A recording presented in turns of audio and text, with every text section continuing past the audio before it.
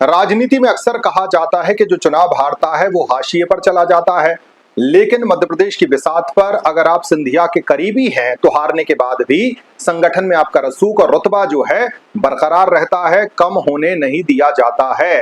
नमस्कार, बहुत स्वागत है आपका। मैं हूं अखिलेश सोलंकी और आप देख रहे हैं अखिलीक्स।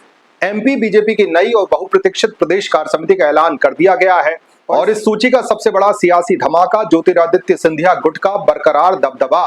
सत्ता और संगठन के इस नए समीकरण में सिंधिया खेमे के 7 चेहरों को अहम जगह देकर यह साफ कर दिया गया कि पार्टी के भीतर आंतरिक शक्ति संतुलन में उनका पड़ला अभी भी बेहद भारी है। सबसे चौंकाने वाली बात यह है कि पार्टी ने पूर्व मंत्री इमरती देवी, महेंद्र सिंह सिसोदिया, ओपीएस भदौरिया, पूर्व विधायक गिरिराज दंडोतिया और रक्षा सिरोनिया जैसे उन सिंधिया समर्थकों को बड़ी राजनीतिक संजीवनी देने की कोशिश की है जो एक तरह से चुनाव हारने के बाद हाशिए पर चले गए थे, नेपथ्य में चले गए थे। इनके साथ ही सिंधिया के विश्वस्त मौजूदा मंत्री तुलसी सिलावट और गोविंद सिंह राजपूत को भी शामिल करके संगठन ने गुटीय संतुलन को बहुत ही बारीकी से साधने की कोशिश की है। सिंधिया फैक्टर के अलावा इस नई समिति को देखकर एक बात और शीशे की तरह साफ हो जाती है। यहाँ पूरी तरह से सरकार और विधायी चेहरों पर ही एक छत्र एक तरह से राज करने का मौका दे दिया गया है। सूची के शीर्ष पर मुख्यमंत्री डॉक्टर मोहन यादव काबिज हैं, तो वहीं दिल्ली से मध्य प्रदेश की राजनीति को साध रहे 3 कद्दावर केंद्रीय मंत्रियों शिवराज सिंह चौहान, डॉक्टर वीरेंद्र कुमार और खुद ज्योतिरादित्य सिंधिया को भी इसमें शामिल कर लिया गया है। सत्ता की इस धमक का अंदाजा आप इसी बात से लगा सकते हैं कि दोनों उप मुख्यमंत्री जगदीश देवड़ा और राजेंद्र शुक्ल के साथ ही राज्य सरकार के 15 कैबिनेट मंत्री, 3 राज्य मंत्री और 20 से ज्यादा विधायकों को इसमें जगह दी गई है।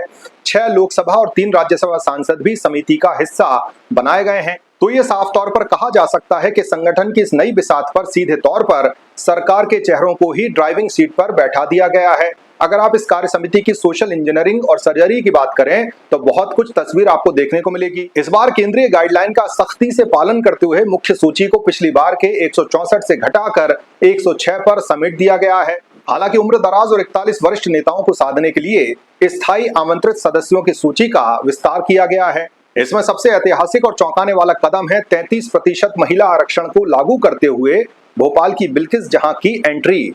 भाजपा ने पहली बार प्रदेश कार्य समिति में किसी मुस्लिम महिला को जगह देकर एक नया नैरेटिव सेट करने की कोशिश की है। मुख्य सूची और स्थायी मेंबर्स मिलाकर कुल 43 महिलाओं को जगह मिली है। वहीं दूसरी ओर भोपाल के ही सांसद आलोक शर्मा और विधायक विष्णु खत्री जैसे चेहरों को बाहर का रास्ता दिखा दिया गया है। प्रदेश अध्यक्ष हेमंत खंडेलवाल के मुताबिक लगभग 50 से 60 विशेष आमंत्रित सदस्यों की सूची फिलहाल होल्ड पर रखी गई है। अब पूरे प्रदेश की नजरें 15 जुलाई के आसपास ओरछा में होने वाली इस नई टीम की पहली बैठक पर आकर टिक गई है, जहां से सत्ता और संगठन के इस नए गठजोड़ का असली लिटमस टेस्ट जो है वो देखने को मिलने जा रहा है। लेकिन इस कार्य समिति को देखकर एक बात साफ है कि सरकार और संगठन जो है वो एक तारतम्य में नजर आता दिख रहा है, लेकिन रिजल्ट्स क्या आएंगे ये देखने वाली बात होगी। बहुत बहुत शुक्रिया, लगातार आप देखते रहिए अखिलीक्स।